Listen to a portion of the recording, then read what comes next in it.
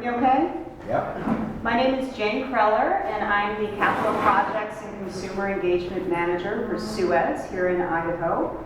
And this is Cathy Cooper. She is our Director of Engineering at SUEZ.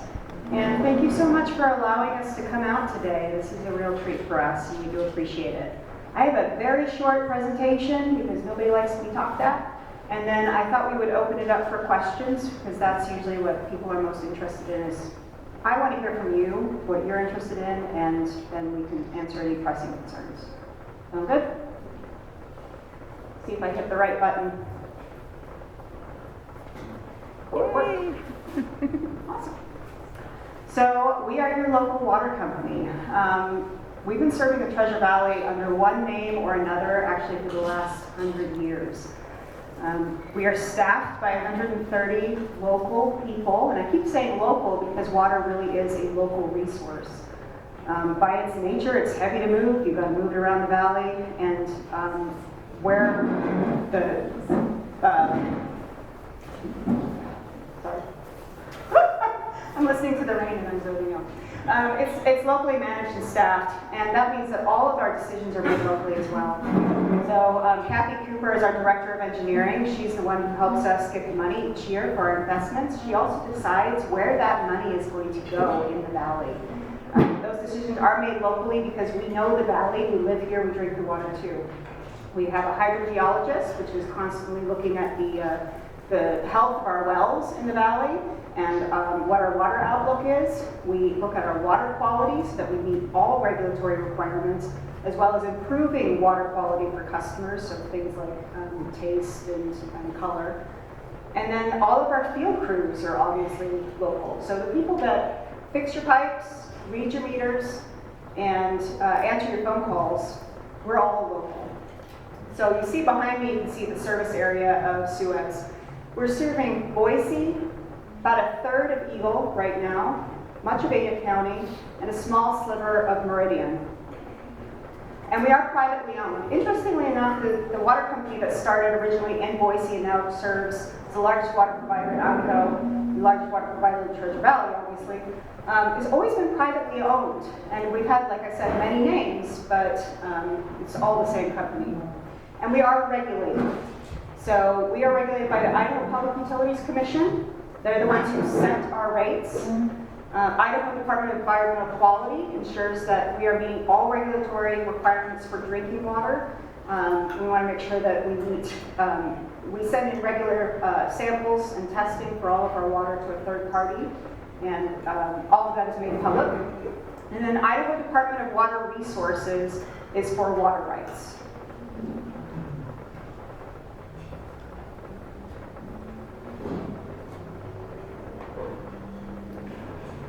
This place has grown so much.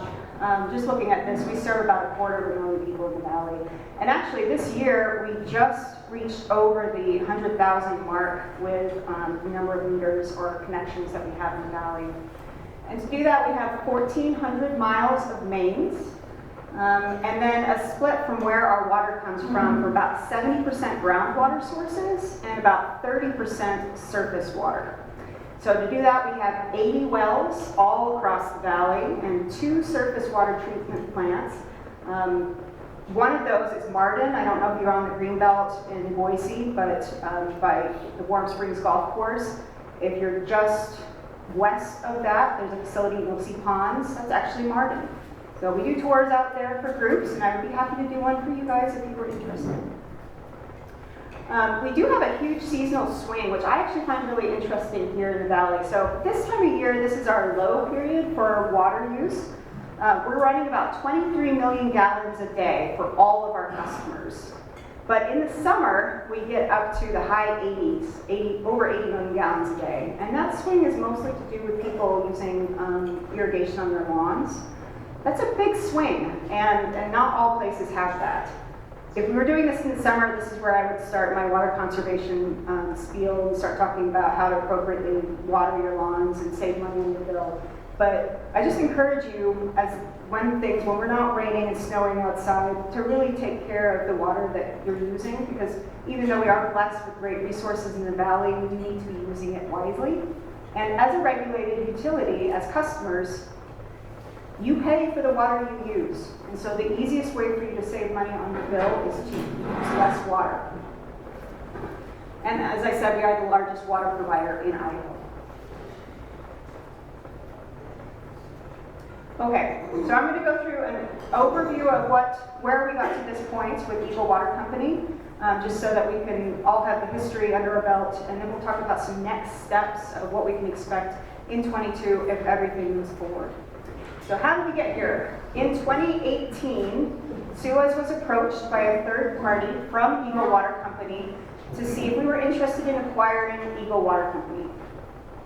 Robert Shaza, who is the founder and owner of Eagle Water Company, was ready to retire, and he had singled out SUEZ as a good fit for his company. Eagle Water Company was regulatorily deficient in several areas, and it needed quite a bit of investment into the system. They hadn't had a rate increase in decades. In Idaho, as a private utility, the Public Utilities Commission sets your rates. SUEZ's rates are set that way, Idaho Power's are set that way, Intermountain Gas, and Eagle Water Company. And in order to have a rate increase, you have to show that you have invested into the system. Eagle Water couldn't show that, and so they hadn't had any rate increases. But more importantly, from the customer's point of view, the water company had not had any investments in many years.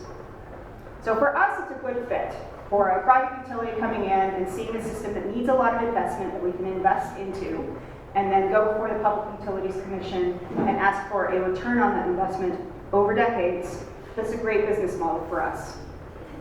It also creates a more resilient system for all customers, and it benefits existing customers and Eagle Water Company customers, because they do need to have upgrades made to their system to modernize it. And because we're a private utility, one of the advantages of that is that we can come in and invest immediately. Other systems may have to raise the money first or perhaps go out for a bond, and we have the luxury of not needing to do that. We invest first and seek reimbursement later. So in November 2018, SUEZ and Eagle Water Company filed a joint application with the Public Utilities Commission for us to acquire their assets. In early 2019, the City of Eagle filed a lawsuit against Eagle Water Company, citing that they had a first right of refusal document that was discovered as they were going through their files. SUEZ was allowed to join that lawsuit as an intervener because we wanted a seat at the table with what was happening, and we had a vested interest in what was going to be coming out of the lawsuit. In 2020 was fun, wasn't it? Mediation began, though, so there were some really good things that came out of it. And in February 2021, a resolution was reached with the City of Eagle. And there's a few good things that have come out of that for our customers and for City of Eagle and for Eagle Water Company customers, all residents of Eagle. One was a water management agreement.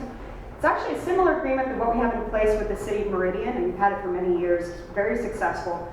And what it does is it sets clear boundaries of how water is used, who would serve certain, like if there's a new development coming in, who serves it, what the process is of who's serving that. And so it significantly reduces any conflicts.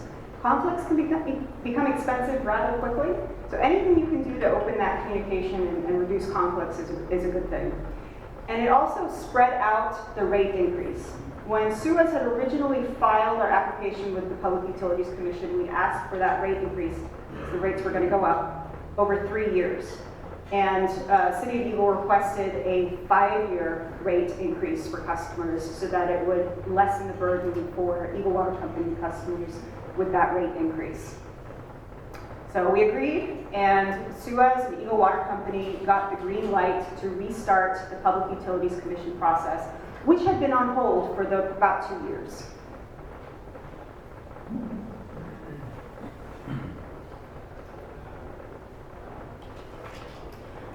So as all things public process, it is necessarily slow, and we just now got the approval, the regulatory approval from the Public Utilities Commission on December 9th, which gives SUEZ and Eagle Water Company the green light to move forward with the purchase. So in the PUC's words, and this is what they're looking for with pretty much everything that we come to them for, whether we're asking for a rate increase or any other official filing that we have with the Public Utilities Commission, they're looking to see if this is just, reasonable, and in the public interest. And if it doesn't meet that criteria, they're not going to approve it. They did make some slight adjustments to the original filing, though. They've spread the rate increase over 7 years, which is the longest rate increase ramp up that the PUC has ever done. And they're also asking Eagle Water Company to refund, this doesn't have to do with SUEZ, but I'll just let you know this is good news. Eagle Water Company to refund a account that they had worth almost $600,000. That will be going out to Eagle Water Company customers. And the hope is that that will help with the onboarding process of helping them get used to the new bill structure and help ease them into the new rates. So what I've done is put on the right side of the screen what the rate structure will be. It's a little confusing. Initially, rates will be 50% of SUEZ's rates. That's the biggest rate jump. After that, they will phase in 8.33% annually until they get up to 100% of SUEZ's current rates. So for instance, my water bill in the middle of winter, so I have 3 kids, some kind of water using appliance or faucet is going at all times in my house. My water bill for 2 months, because we billed 2 months at SUEZ, is $38. So roughly $20 a month for water midwinter. So if you were a Eagle Water Company customer and you're coming in, your bill, if I were an Eagle Water Company customer coming in, my bill would be about $10 the first month. And then it will go up from there.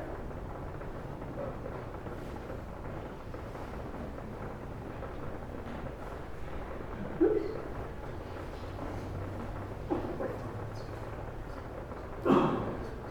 So there's going to need to be a lot of improvements that happen from day one.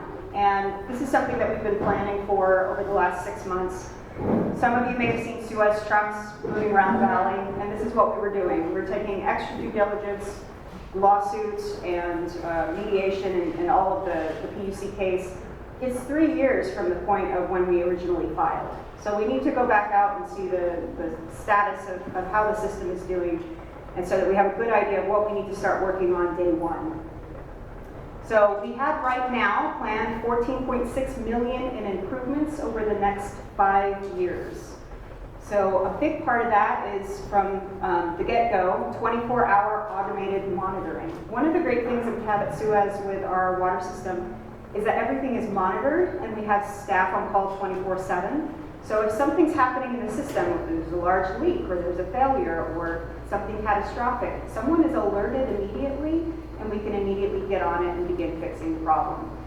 We want that to be in place for Eagle Water Company customers. Eagle Water Company serves about 12,000 people. That's a lot of people. And we need resiliency and redundancy in that system so that those customers are protected. Another thing we're going to start phasing in slowly, and it won't be all at once, are smart meters.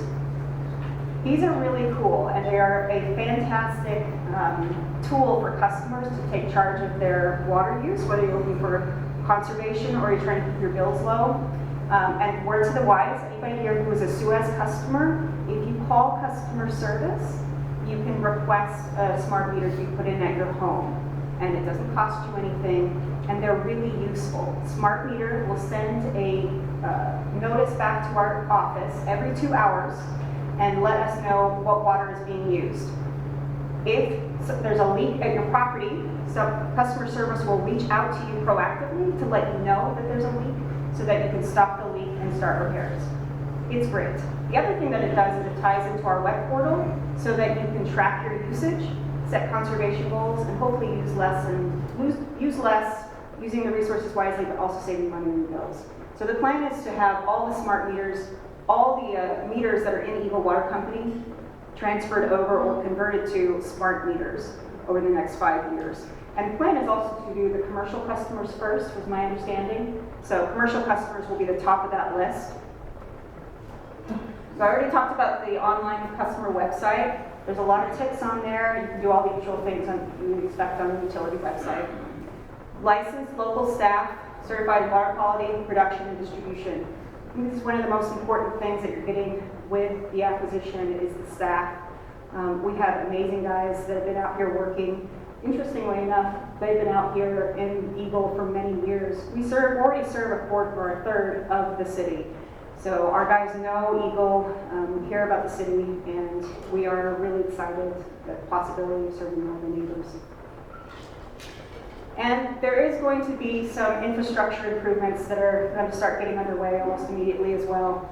We have a 2 million gallon storage tank that needs to be built. Safety upgrades, security improvements, well cleaning. Eagle Water Company has 5 wells, and wells require cleaning on a regular basis. And that needs to be done so those wells can run as efficiently and effectively as possible. And then we have some pipeline replacements. Okay. I think I'm going to let it rest there and see if there's any questions for myself or for Cathy. I have a question. Yeah. For Cathy. Is your floating feather well showing any signs of decline or drawdown?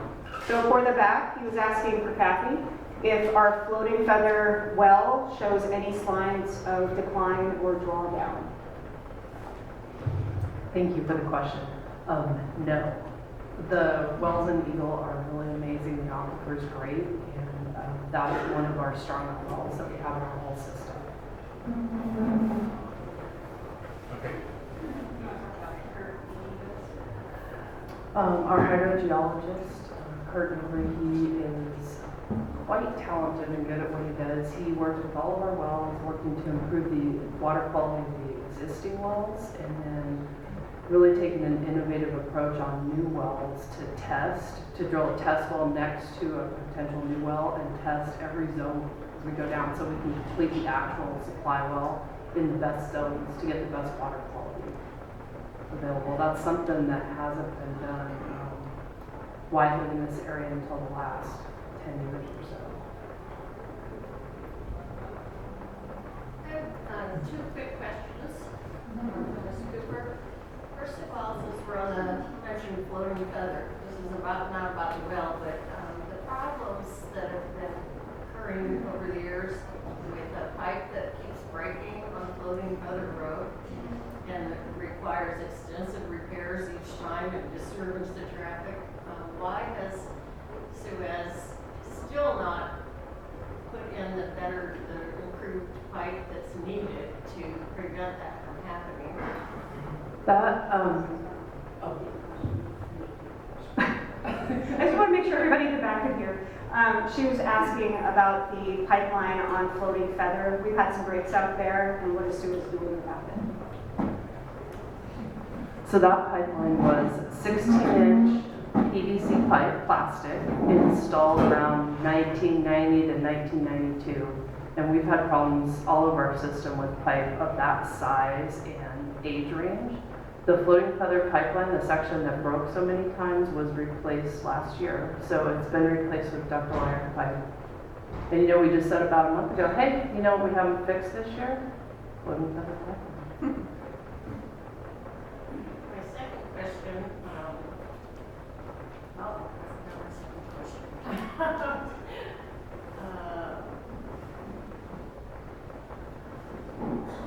I'll have to come back to it. I forgot. We can come back. There was something for you though.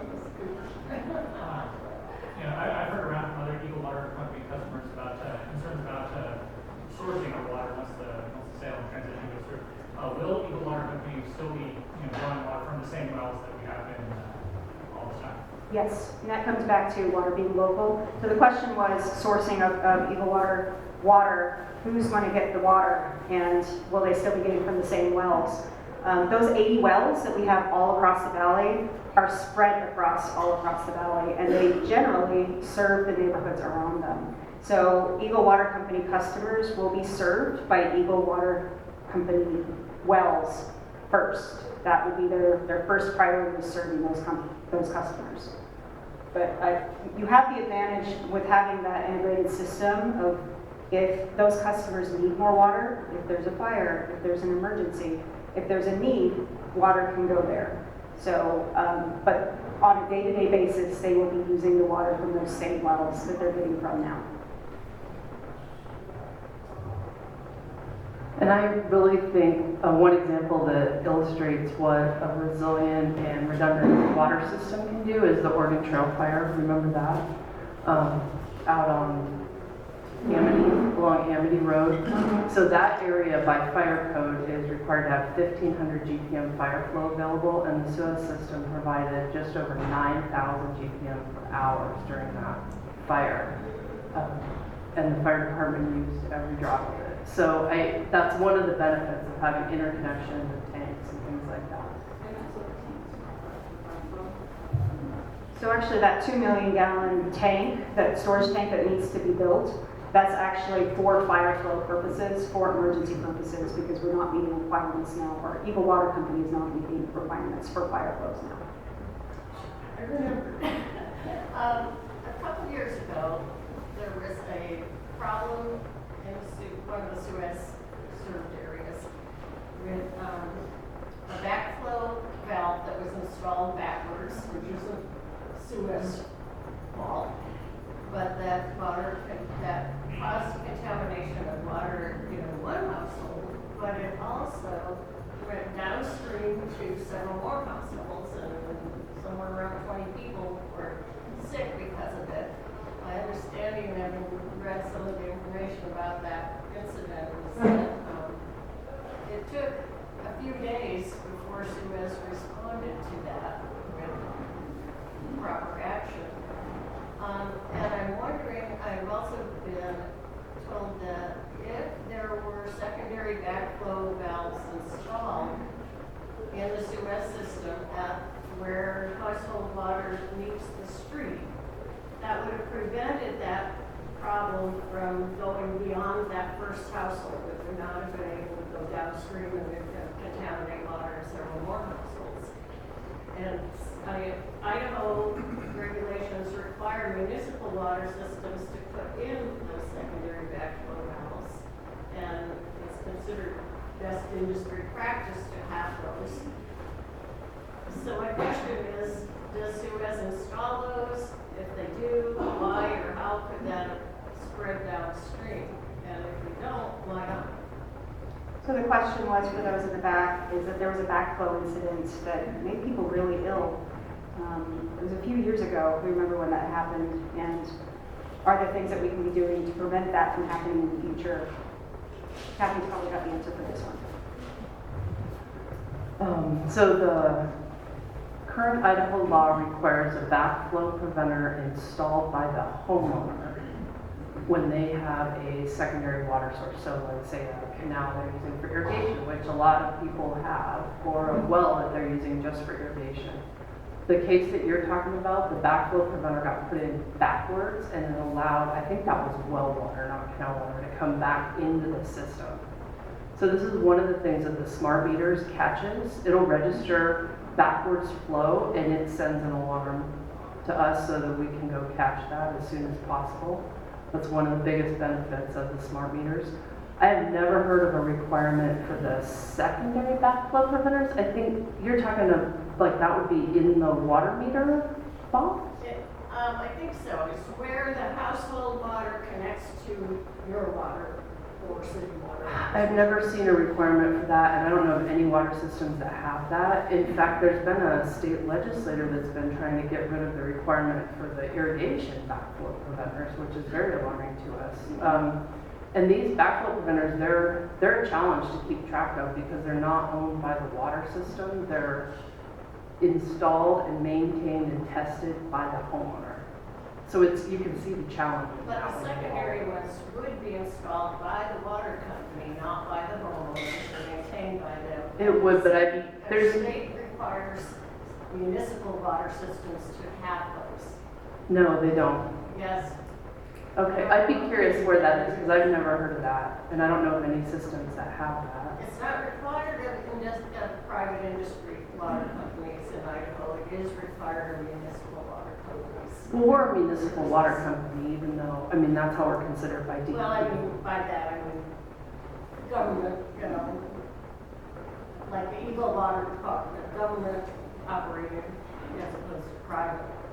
I've never seen that requirement. I'd be interested to know where you're seeing that, because I mean, I've been at SUEZ a little over 5 years, and I was a consultant doing work for a bunch of cities, and I've never seen that out there. I can find that. He did a document about all utility requirements for public utility systems in Idaho. I can't remember the exact title of the document, but I have a copy of it downloaded. I put my card over there at the table. I don't know, as all of you are coming in, there's a stack. Has all my contact information in. If you wouldn't mind, send us where that is so we can take a look at it, because we're stumped on this one and we're open to learning. So send it our way.